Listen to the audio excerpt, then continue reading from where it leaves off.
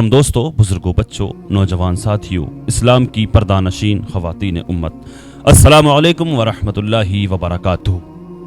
एक video WhatsApp पर मुझे भेजी गई, हमारे किसी सब्सक्राइबर ने, हमारे किसी भाई ने भेजी है, शायद आप लोगों तक शेयर करने के लिए, आप लोगों तक पहुंचाने के लिए, इसकी औकात इसको याद दिलाने के लिए।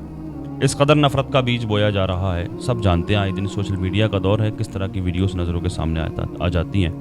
लेकिन इस वीडियो को देख करके ऐसा लगा कि हाँ, ख़वातीन औरतों के दिलों में भी, हिंदू औरतों के दिलों में भी अच्छी खासी नफ़रत है मुसलमानों के लिए।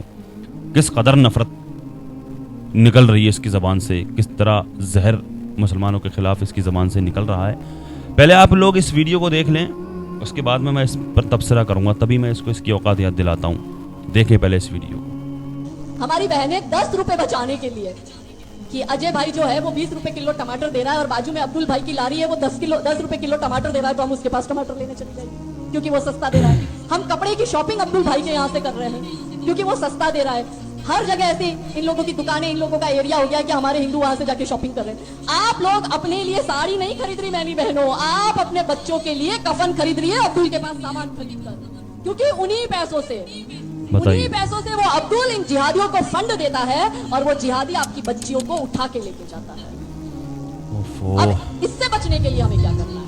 सबसे पहले मेरी बहन, सुबह उठती हो तो सबसे पहले कौन डोरबेल बजाता है? दूध वाला। तो आपका दूध वाला हिंदू होना चाहिए। उसके बाद आप निकलती हो मार्केट में ताजा सब्जी लेने, फल फ्रूट लेने, क्योंकि खाना बनाना है, तो आपका सब्जी वाला हिंदू होना चाहिए, आपका फल फ्रूट वाला हिंदू होना चाहिए। फिर 12-1 बजे आता है स्त्री वाला, बैल बजाता है स्त्री के कपड़े लेने, आपका स्त्री वाला हिंदू होना चाहिए।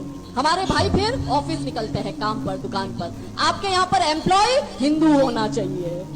फिर आप जाते हो अनाज राशन लेने, अनाज राशन करियाने वाला हिंदू होना चाहिए। आपकी बाइक खराब हो गई तो गैरेज रिपेयरिंग वाला, बाइक रिपेयरिंग वाले का जो गैरेज है वो गैरेज वाला हिंदू होना चाहिए। हम इनको कहते हैं ये पंचर छापे पंचर निकालता है, पर मैं कहती हूँ हमारे हिंदू क्यों नहीं पंचर की दुकान खोल के बैठते हैं?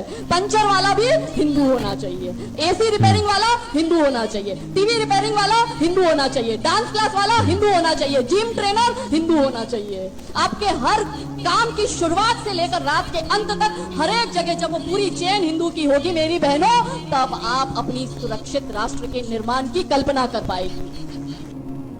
पंचर छाप है हम, सही बात है। पंचर छाप कह रही है, जिहादी कह रही है, ये भौंक रही है खड़े होकर के। तुझे मालूम है ये भौंकने का अधिकार किसने दिया तुझे? यहाँ पर ये जो इस कदर भौंक रही है तो मुसलमानों के खिलाफ, ये जो भौंकने का ये जो होदा, जो इज्जत और वक़ार जो दिया, माइक के हाथ में माइक पर बोल रही है खड़े होकर, मालूम है यहाँ पर किसने इज्जत का, ये जो इज्जत वक़ार जो है दिया, किसने दिया, कैसे मिला? ये जीने का अधिकार कहाँ से मिला? अरे जिंदा जला दिया जाता था, बेटियों को जिंदा दफन कर दिया जाता था इस ज़मीन के अंदर। जैसे किसी के घर में अगर बेटी पैदा होती, अगर किसी का शौहर मर जाता, किसी का अगर पति मर जाता, तो जिंदा जला दिया जाता था उसकी चिता में उसको। आज ये जो भौंक रही हैं खड़े होकर के, ये झूठा नारा देते हो बेटी पढ़ाओ बेटी बचाओ, मेरे आका ने 1400 साल पहले बचा दिया बेटियों को, बोल रही मुसलमानों के खिलाफ। अब्दुल से खरीदारी नहीं करना है? अरे खूब करना आता है सेब बेचने के लिए मेरे दरवाजे पे।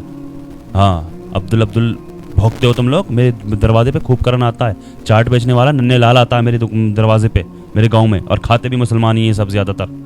सब्जी बेचने वाला भी हिंदू आता है। मुसलमानों ने अगर खरीदारी बंद कर दी ना तो जीना दुश्वार हो जाएगा तुम लोगों का, भूखे मरने लगोगे तुम।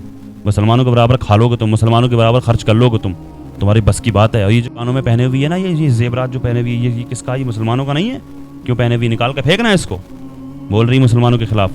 और ये ज़िंदगी जीने का अधिकार जो हक दिलाया ना, ये जो अधिकार दिलाया औरतों को, ये मेरे नबी का सदका है।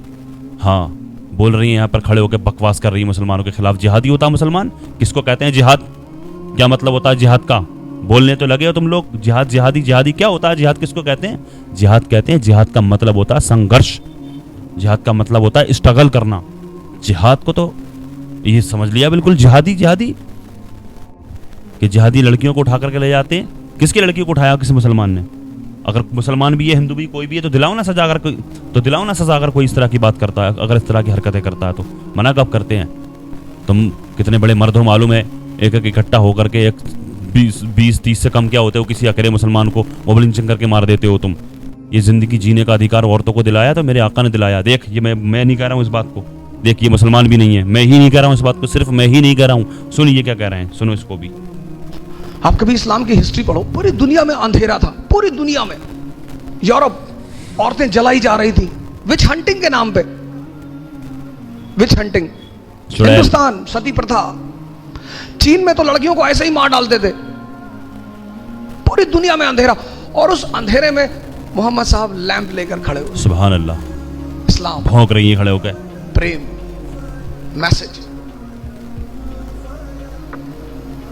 ये है। ये हमसे लोग पूछते हैं, मैं मेडिवल इंडिया पढ़ाता हूं, लोग मुझसे पूछते हैं इस्लाम इतनी ऊंचाई पे कैसे था, मुसलमान इतनी ऊंचाई पे कैसे थे। स्पेन से लेकर चाइना सी, कैस्पियन से लेकर हिंदुस्तान, पूरे इलाके में मुसलमानों का कब्जा। क्यों? क्योंकि वो अपने उस वक्त पैगंबर को समझते थे कि जीतने के सिद्धांत क्या है। जीतना तलवार से नहीं, तलवार से तो लूटा जाता है। चोर किस चीज का इस्तेमाल करता है? तलवार का। इन्होंने मुझसे पूछा कि हम इंस्टीट्यूट का नाम क्या रखें। हमने कहा इकरा रखो, बड़ा अंधेरा है दुनिया में। इकरा मतलब पढ़ो। आज सबसे ज्यादा एजुकेशन में हिंदुस्तान में कौन पिछड़ा? मुसलमान। पैगंबर हमारा कह रहा है, हमारा, वो हम सब के पैगंबर है, किसी खास विशेष के नहीं है। वो कहता पढ़ो, समझो।